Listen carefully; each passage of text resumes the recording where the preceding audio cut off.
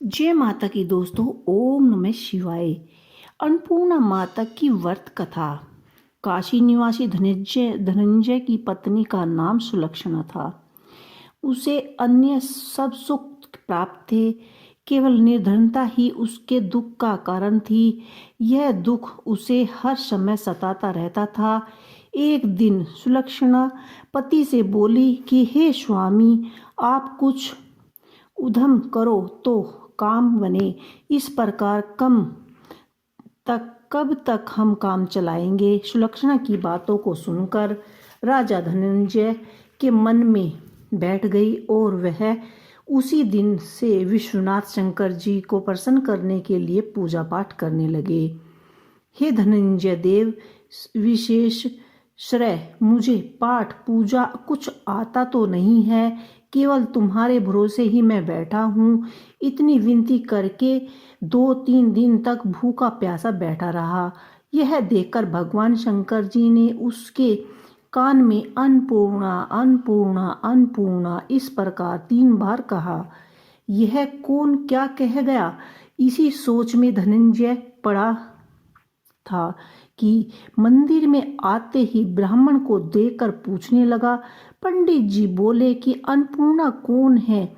ब्राह्मणों ने कहा, तू अन्न छोड़ दो। सो मुझे अन्न की ही यह बात समझ में आई। घर जाकर अन्न ग्रहण कर। धनंजय घर गया और स्त्री से सारी बात कही। वह बोली कि नाथ, चिंता मत करो, स्वयं शंकर जी ने यह मंत्र दिया है, वह स्वयं ही इसका खुलासा करेंगे। आप फिर से जाकर उनकी आराधना करो। धनंजय फिर से जाकर जैसे का तैसा पूजा जैसे पहले कर रहा था उसी प्रकार पूजा करने लगे। रात्रि में शंकर जी ने आज्ञा दी कि तू पूर्व दिशा में चला जा। वहां अन्नपूर्णा का नाम जपता जाता और रास्ते में फल खाता, झरनों का पानी पीता जाता। इसी प्रकार कितनी ही दिनों तक चलता गया। वहां उसे चांदी सी चमक की बनी हुई सुशोभ्यमान देखने में आई तो सुंदर सरोवर देखने में आया। उसके किनारे कितने ही अप्सराएं झुंड में बनाए बैठी थी। एक कथा कहती थी कि बाकी सब माँ अन्नपूर्णा इसी प्रकार बार बार कहती थी। अगैन मास की उज्ज्वलीय रात्रि थी और आज से ही इस व्रत का आरंभ था। जिस शब्द की खोज करने के लिए निकला था वह उसी वहां सुनने को मिला। धनंजय के उसने पास जाकर पूछा कि हे देवी, आज यह क्या कर रही हो। उन सब ने कहा कि हम माता अन्नपूर्णा का व्रत कर रहे हैं। इसी प्रकार धनंजय ने फिर पूछा कि व्रत करने से क्या होता है। यह किसी ने किसी भी के लिए किया है, इसे कब किया जाता है, कैसे किया जाता है, कैसा व्रत है, कैसा विधि विधान है, मुझे भी कहो। वह कहने लगी कि इस व्रत को सब कोई कर सकता है। सहस्त्र दिन तक के लिए यानी 17 गांठ का सूत्र लेना चाहिए। 17 दिन यदि न बने तो 1 दिन उपवास करें। यह भी न बन सके तो कथा सुनकर प्रसाद ले। निराहार रहकर कथा कहें।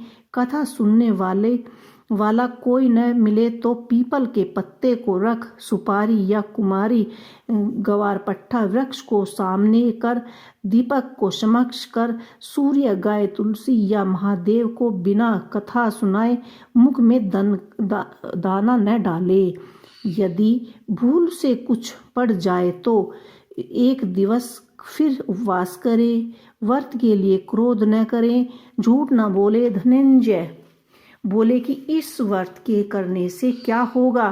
वे कहने लगे कि इसके करने से अंधों को नेत्र मिले, भूखों को अन्न मिला, निर्धन के घर में धन आए और बांझों को संतान मिले, भूखों को विद्या आए और मूर्खों को ज्ञान मिले। जो किसी कामना से व्रत करे, माँ उसकी इच्छा अवश्य ही पूरी करती हैं। वह कहने लगे कि बहनों, मेरे भी धन नहीं है, विद्या नहीं है, कुछ भी नहीं है। मैं तो दुखी ब्राह्मण हूँ। मुझे इस व्रत का सूत्र दोगी? हाँ भाई, तेरे कल्याण हो, तुझे देंगे। ले, इस व्रत का मंगल सूत्र ले। धनंजय ने व्रत किया। व्रत पूरा हुआ तभी सरोवर में से 21 खंड की सुवर्णी सीढ़ी हीरा मोती जड़ी हुई थी प्रकट हुई। धनंजय ने जय अन्नपूर्णा कहते जाते इसी प्रकार कितनी ही सीढ़ी उतर गए तो क्या देखते हैं कि करोड़ों सूर्य के समान प्रकाशित मान माता अन्नपूर्णा का मंदिर है। उसके सामने स्वर्ण सिंहासन पर माता अन्नपूर्णा विराजमान है। सामने भिक्षुक हेतु शंकर भगवान जी खड़े हैं। देवांगनीय चवर डुलाए हैं और कितने ही हथियारों बांधे पहरे देते हैं। धनंजय दौड़कर जगदम्बा के चरणों में गिर गया और देवी उसके मन का क्लेश जान गई। धनंजय कहने लगा कि हे माता, आप तो अनंतयामी हो, आपको अपनी दशा क्या बताऊं। माता बोली कि तूने मेरा व्रत किया है, जा संसार में सत्कार करेंगे।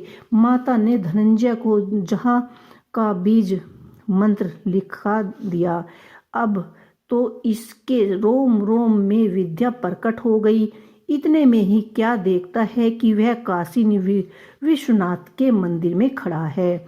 माँ का वरदान ले धनंजय घर आया। सुलक्षणा से सब बात कही।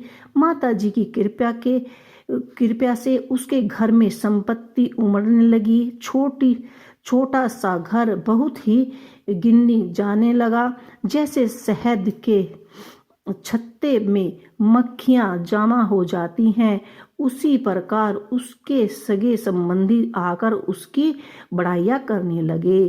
कहने लगे कि इतना धन, इतना बड़ा घर, सुंदर संतान नहीं तो इस कमाई का क्या भोग होगा, क्या करोगे। सुलक्षणा ने संतान नहीं थी, इसलिए वह तुम दूसरा विवाह करो।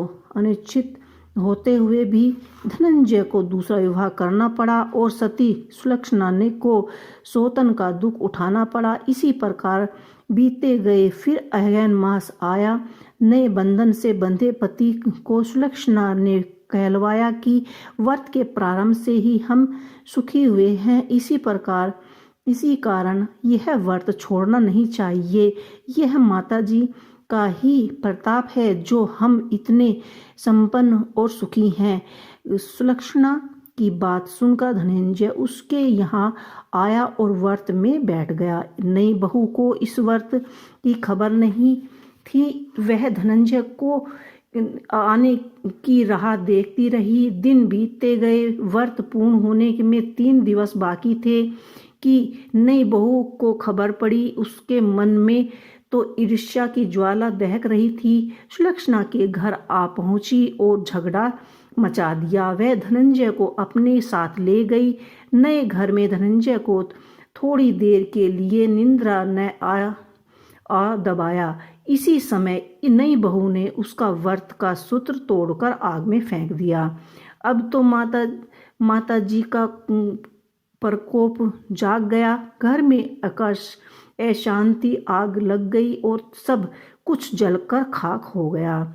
सुलक्षणा जान गई कि पति को फिर अपने घर ले आई और नई बहू रूठकर पिता के घर चली गई। संसार में 2 जीव थे, उनमें एक ही रह गया। पति को परमेश्वरी मानने वाली सुलक्षणा बोली कि नाथ घबराहट नहीं, माता जी की कला अलौकिक है। पुत्र कपूत हो जाते हैं पर माता कुमता नहीं होती। अब आप श्रद्धा और भक्ति पूर्वक आराधना करो और वे जरूर हमारा कल्याण करेंगी। धनंजय फिर से माता के पीछे पड़ गए। फिर वही सरोवर सीढ़ी प्रकट हुई। उसमें धनंजय अन्नपूर्णा माता कहकर उतर गए। वहां जाकर माता जी के चरणों में रुदन करने लगे। माता प्रसन्न हो गई और बोली कि मेरे स्वर्ण को मूर्ति ले, इतनी पूजा करना, तू फिर से सुखी हो जाएगा। जा,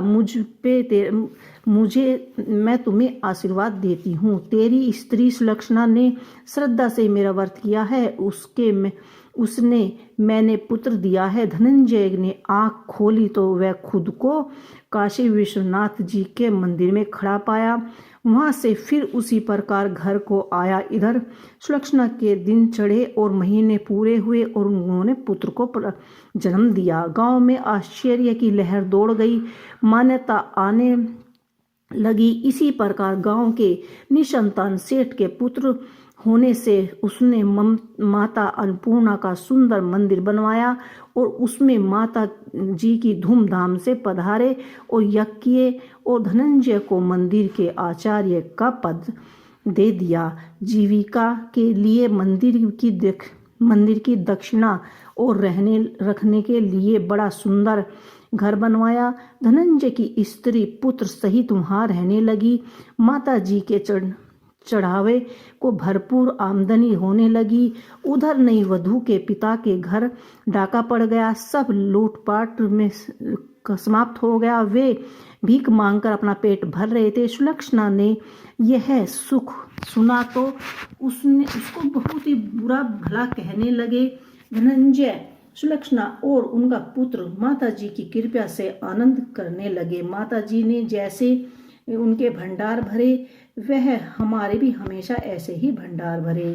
तो दोस्तों, जो भी अन्नपूर्णा माता की पूजा करता है, उनका व्रत सुनता है, उनकी कथा कहता है, माता अन्नपूर्णा उसके घर के सभी भंडारों को भरती है और उसके सभी मनोकामनाएं पूर्ण होती है। आपको हमारी एक कथा कैसी लगी, हमें कमेंट बॉक्स में लिख के अवश्य ही बताइएगा और जुड़े रहिएगा हमारे चैनल के साथ। इसी के साथ जय अन्नपूर्णा माता।